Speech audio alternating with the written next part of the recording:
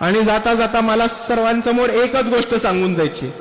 मी जिल्ह्यात जातो, तालुक्यात जातो, गावागावात जातो, तिकडे मला लोक नुसतं एकच प्रश्न विचारतात की वंचित बहुजन आघाडीला हवी तशी भरारी का नाही आली. वंचित बहुजन आघाडी 2019 मध्ये स्थापन झाली, या पक्षाला हवी तशी भरारी का नाही आली. आणि मी ह्याला एकच उत्तर देतो. दर ठिकाणी माझं एकच उत्तर असतं की वंचित बहुजन आघाडी हा तळागाळातल्या कार्यकर्त्यांचा पक्ष आहे.